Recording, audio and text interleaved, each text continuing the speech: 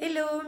Voilà une courte vidéo pour te donner quelques clés et des petites astuces à mettre en place dans ton cocon familial.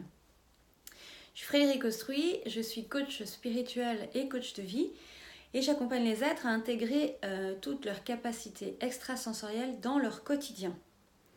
Alors, je ne suis pas coach de couple, donc je vais simplement te transmettre ce que j'applique pour moi et puis tu me diras si ça a fonctionné pour toi.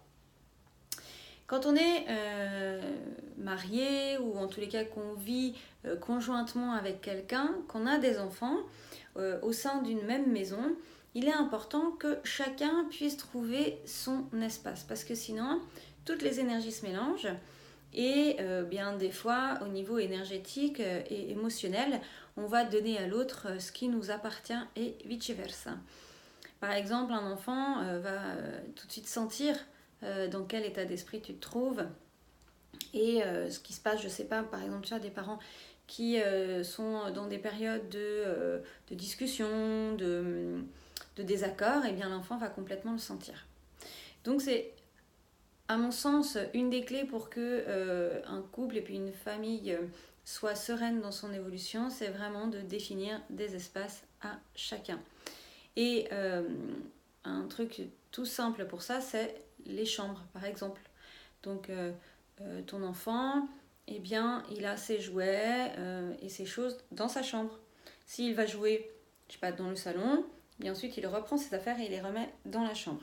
Tu vois, il ne vient pas non plus inonder ton lit de toutes ces peluches, tu vois. C'est important que si vous voulez jouer un moment ensemble, ok, mais ensuite qu'il les ramène de son côté.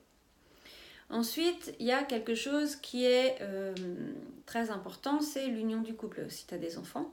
Et dans ce processus, nous, on a établi un rituel où une fois par semaine, on a un rendez-vous. Donc on a noté avec mon mari un rendez-vous dans notre agenda où on se met une heure.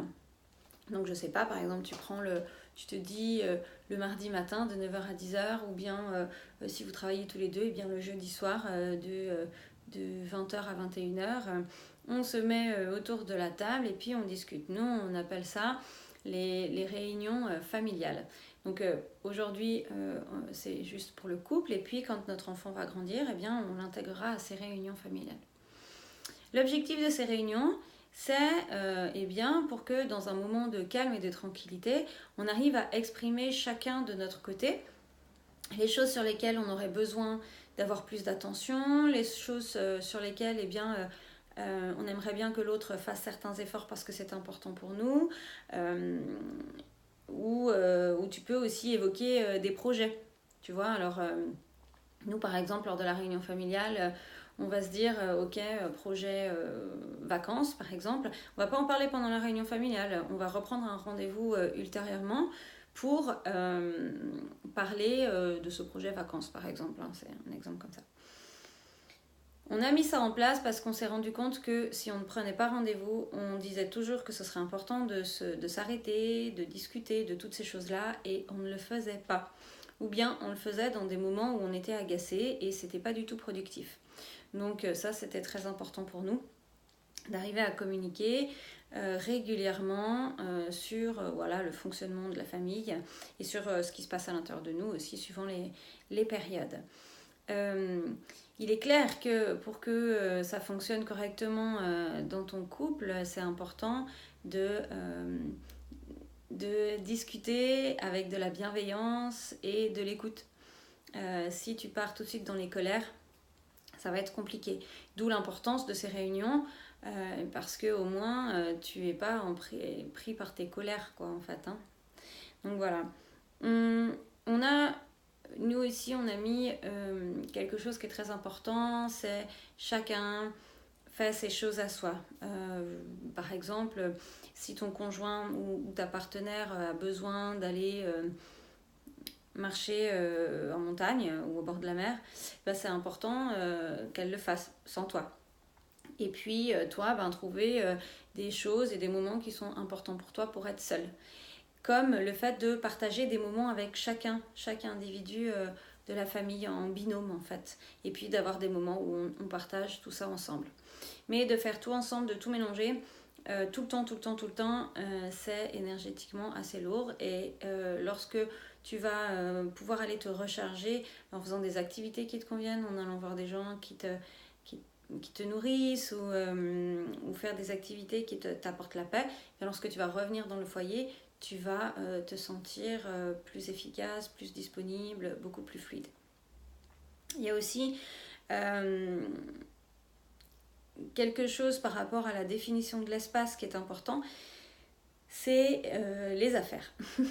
En fait, si tout le monde laisse traîner tout le temps ses affaires partout, énergétiquement, ça fait un brouhaha énergétique. Chacun essaye de prendre sa place à cet endroit. Alors que si, comme on l'évoquait tout à l'heure, ton enfant met ses jouets, donc ses affaires dans sa chambre, toi tu les mets dans ton bureau ou dans ton placard, ton conjoint ou ta compagne fait la même chose, et bien du coup ça permet d'avoir un espace bien dégagé et libre lorsque l'on est ensemble.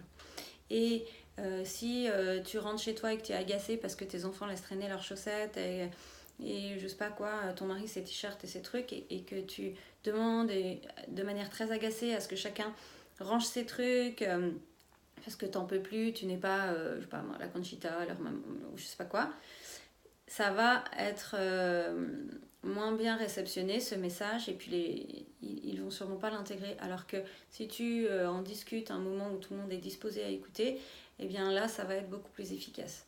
En tous les cas, c'est important de trouver des solutions pour que les espaces dans lesquels tu vis soient rangés et pour que ça soit des espaces dégagés où chacun va pouvoir venir mettre son énergie juste avec sa personnalité et pas avec ses affaires où du coup ça va mettre un grand bazar.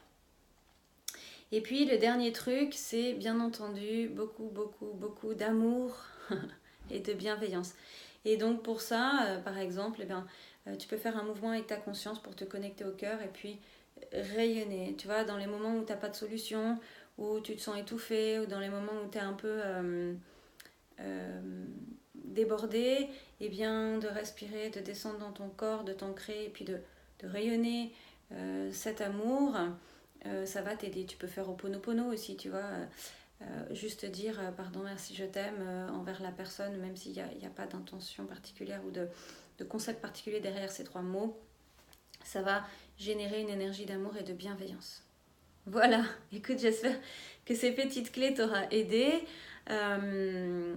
J'en profite pour dire qu'il reste encore une place pour les coachings individuels. Donc là, c'est un accompagnement sur 3 mois. Toutes les semaines, on a un rendez-vous en Skype.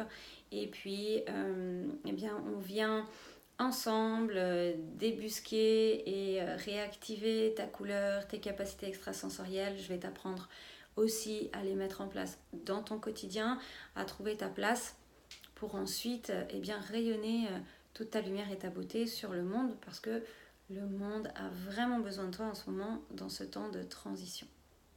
Tu trouves toutes les infos sur www.frédéricthérapie.com et surtout si tu as besoin d'infos, je t'invite à m'appeler ou à m'envoyer un message, je me ferai un plaisir de te répondre. Je te dis à tout bientôt. Pense à liker, à partager la vidéo si elle peut servir à des gens autour de toi. Et surtout, prends soin de ton cœur.